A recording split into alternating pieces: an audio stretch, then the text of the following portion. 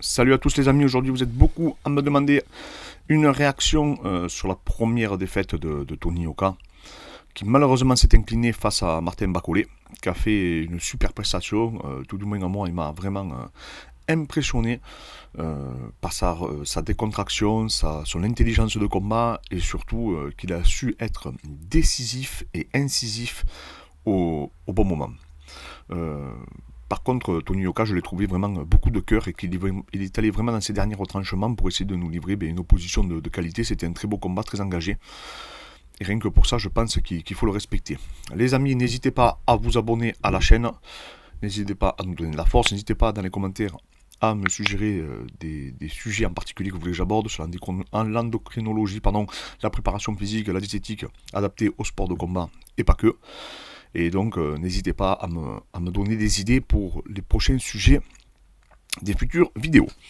Donc, Tony Yoka, là, il était attendu au tournant, hein, on le sait très bien, surtout en France, hein, quand tu es, en quelque sorte, tu as une carrière qui est bien menée, je ne vais pas dire protégée, mais bien menée, donc qu'on met des moyens autour de toi, automatiquement, tu vas être attendu au tournant, surtout il avait fait quelques déclarations où il disait qu'il voulait Joshua, peut-être Fury et Wilder, etc., qui s'était un peu prononcé aussi à l'époque sur Conor McGregor en disant mais en gros qui c'est ce mec, et c'est sûr que tout le monde t'attend au tournant le jour où tu perds. Là il a perdu contre il me semble le 13e, donc Martin Bacolé, et automatiquement là ça pose des interrogations. Beaucoup de personnes pensent qu'il est fini, que c'est terminé. Moi je passe pas forcément pour plusieurs raisons.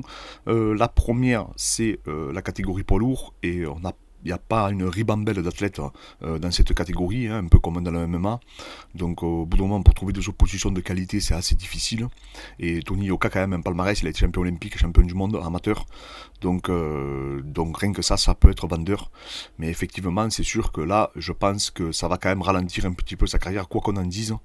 Parce que contrairement au MMA où une défaite en soi, on n'a pas peur de la défaite, mis à part un peu à l'UFC, mais si vous faites un run derrière, rien ne vous empêchera d'aller accéder au titre. Alors que quand on sait la complexité en boxe anglaise, et je pense que c'est vraiment le fléau de cette discipline, de faire affronter tous les champions entre eux, avec les managers et tout qui ne s'entendent pas, les fédérations, il y a 4 fédérations majeures, c'est extrêmement compliqué de faire affronter les champions entre eux. Vous le voyez bien, hein, Joshua Fury ou Zeke Wilder ou Joshua Wilder, c'est la croix et la bannière pour pouvoir ne serait-ce que les mettre à la même table. Donc c'est extrêmement délicat, et surtout qu'en boxe anglaise on aime bien les palmarès vierges. Alors en MMA aussi, mais en boxe anglaise c'est vraiment encore vraiment tu peux pas du tout comparaître sur ton parcours, et surtout que j'ai vu des gens comparer avec la défaite de Canelo en disant même regardez Canelo il est pas fini. Non mais Canelo on peut pas du tout comparaître. Canelo il perd contre Mayweather qui était un des plus grands combattants de tous les temps, et il perd contre Bivol qui est le meilleur au monde dans sa catégorie actuellement, et surtout qui était lui aussi invaincu, et surtout c'est même pas sa catégorie. Donc on ne peut pas comparaître quelqu'un qui perd sur le toit du monde. Si demain Tony Yoka aurait perdu contre Fury ou Joshua, je pense pas qu'on n'y en aurait pas tenu rigueur, en tout cas surtout s'il nous aurait livré une performance comme hier soir, où il a démontré d'ailleurs qu'il avait beaucoup de cœur, et que même s'il avait été touché lors du combat, il avait quand même rien lâché. Je vous avoue que à la suite du premier round, j'avais très peur pour lui. Je me suis dit il est capable de perdre dans les 3 premières reprises, et là je pense que ça aurait été terrible pour sa carrière, terrible psychologiquement aussi de s'en remettre. Il s'est pas trouvé d'excuses, il a été très humble face en fait au résultat. J'ai été vraiment surpris, hein, je vais vous mettre quelques photos. J'ai été vraiment surpris de l'arbitrage, des juges, un juge qui a quand même donné match nul. Moi, ça me paraît quand même incroyable. De toute façon, en boxe anglaise, plus rien ne m'étonne. C'est vraiment la catastrophe ce sport. Moi qui suis passionné de boxe anglaise, et qui ai combattu d'ailleurs en boxe anglaise également, je trouve ça d'une tristesse absolue, les juges. Vraiment, même je me rappelle à l'époque quand Usyk a battu Joshua, on avait même peur que Usyk se fasse voler. Alors là, à la fin, quand j'ai vu décision partagée, j'ai dit mais c'est pas possible. C'est une blague quoi. Tu sais.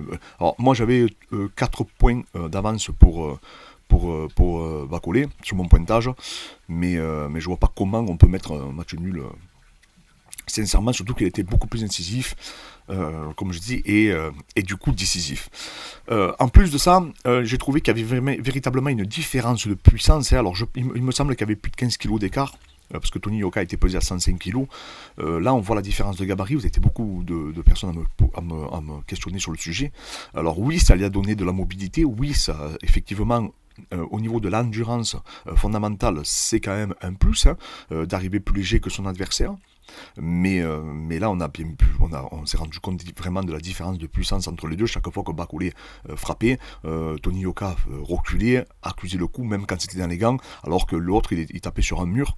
Et surtout qu'il était extrêmement relâché, extrêmement décontracté, très vicieux, très intelligent, travaillait très bien en ligne basse, il changeait de niveau, il remontait sur ses supercuts, un lourd crochet du gauche.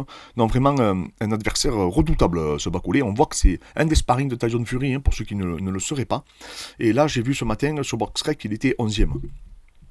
Donc quand même un combat avec beaucoup d'engagement, hein. Tony Yoka, il a mis des belles combinaisons, surtout sur son direct bras arrière et après le crochet du gauche. Au moment où une uppercut aussi est passé. Mais Bacolé, franchement, il a semblé inébranlable. On a l'impression que ça lui faisait strictement rien. Et d'ailleurs, on a vu le visage de Yoka commencer à se tuméfier. Et il y avait quand même, je vous dis, une différence physique qui était notable. Et c'est vrai que ça fait quand même peur qu'à ce niveau-là, tu sens quand même que je ne sais pas réellement s'il a la puissance pour se faire respecter et surtout performer à ce plus haut niveau quand il va arriver contre des Fury, Joshua, Wilder, etc. Est-ce que ça va pas être très compliqué, surtout que Wilder, s'il le touche au premier round, par exemple, je pense qu'il va vraiment se ruer littéralement dessus. Donc ça fait, bon, alors même si Wilder est léger, hein, pour un poids lourd, mais voilà, donc ça fait s'interroger sur l'après-carrière, hein, et comme je vous dis, en anglais, c'est très délicat parce que déjà, si tu arrives avec une palmarès, avec une défaite, alors autant en MMA, c'est pas sûr que c'est une incidence, autant en boxe anglaise, on a vu, comme je vous disais dans une autre vidéo, qu'on a vu par exemple Mohamed Ali perdre contre Ken Norton ou Joe Frazier, mais à chaque fois c'était contre les meilleurs au monde du moment qui perdaient. C'était rarement contre d'autres de combattants de niveau inférieur. Par contre, on l'a déjà vu par exemple avec Vladimir Klitschko, hein, qui a perdu contre des boxeurs qui étaient très très forts, mais qui n'étaient pas, c'était pas des pointures, c'était pas des Lennox Lewis, c'était pas des Evander Holyfield, c'était pas des boxeurs comme Tyson Fury ou Joshua, contre qui perdait Vladimir Klitschko d'ailleurs avant la limite. Donc on voit qu'il y a des gens qui arrivent à renaître de leur cendre en quelque sorte. Là je pense qu'aujourd'hui Tony Yoka, il a dit qu'il allait tout changer, hein, plus ou moins. Je pense qu'il va en avoir besoin, je pense qu'il va devoir faire un travail sur lui-même, hein, aussi bien physique que technico-tactique et surtout du coup psychologique. Il a montré qu'il avait du cœur, il a montré que c'était un sacré encaisseur, parce que je pense que beaucoup de combattants auraient rompu à sa place, et qu'il avait toutes les qualités en tout cas pour performer dans le haut niveau. Mais performer dans le haut niveau, je pense que oui.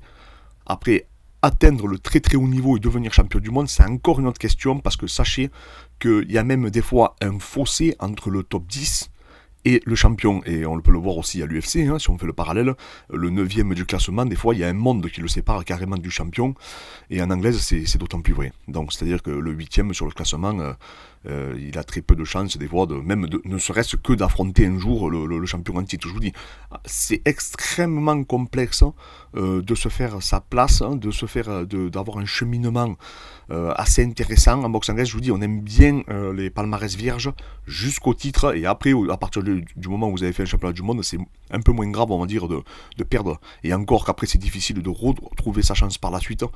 Donc voilà, donc Tony Yoka, que j'ai trouvé vraiment pas du tout ridicule, bien au contraire, je trouvais qu'il avait beaucoup de cœur, il a montré beaucoup de choses. Maintenant, il paye aujourd'hui un peu ce qu'il a fait, certaines déclarations qui peuvent être considérées comme du manque de respect. C'est peut-être aussi, vous savez, quand il faisait ses jeux de jambes contre des mecs qui étaient pas de son niveau, et tout ça, le jour où tu affrontes un mec qui est de ton niveau et qu'en plus il te bouscule, tout ça ressort, parce que les gens attendent de t'attaquer, mais du moins ça fait parler de lui. Donc il y a beaucoup de gens qui l'ont regardé hier pour le voir gagner, et beaucoup de gens, beaucoup, j'ai vu sur les réseaux, l'ont regardé aussi pour le voir perdre. Maintenant, c'est quand même un ambassadeur de la boxe en France, quelqu'un qui remet la boxe sur le devant de la scène, donc j'espère que ça ne va pas s'arrêter là. La suite pour lui, c'est avec ses managers qui vont en parler. Est-ce qu'il ne faut pas changer de camp d'entraînement? Est-ce qu'il ne faut pas changer de lieu où il va s'exprimer, où il va boxer, où il va essayer de performer? C'est fort possible aussi. Vous savez un peu, je suis toujours partisan en fait de renouveler, pas dire de changer le camp totalement, hein, mais de se réinventer. et surtout après de retrouver un peu cette forme d'humilité pour aller chercher des performances dans le sport de haut niveau qui est très exigeant. On l'a vu encore, la vidéo sur l'objectivité sort normalement ce soir, et je peux vous dire, on n'est pas les deux mêmes mortes, on n'a pas eu trop de langue de bois, et ça rejoint un peu... Ça rejoint ce qui vient de se passer aujourd'hui. Donc voilà, donc Tony Yoka, qui reste un grand combattant, hein, il faut pas non plus descendre, il s'est pas fait non plus, il n'a pas été les 4 fers en l'air au premier round, deuxième round terminé.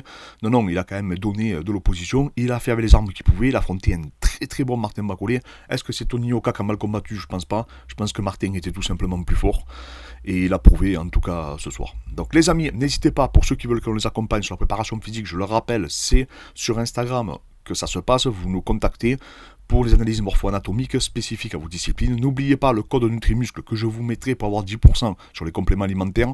D'accord, je vous ai fait une liste, vous avez mon petit déjeuner, vous avez les 30 jours de sèche, et vous avez aussi mon planning, comment j'adapte donc la préparation physique en perte de poids, axé pour les sports de combat. Merci encore à tous les amis, merci pour votre force, et on souhaite de belles choses pour Tony Yoka pour la suite de son avenir.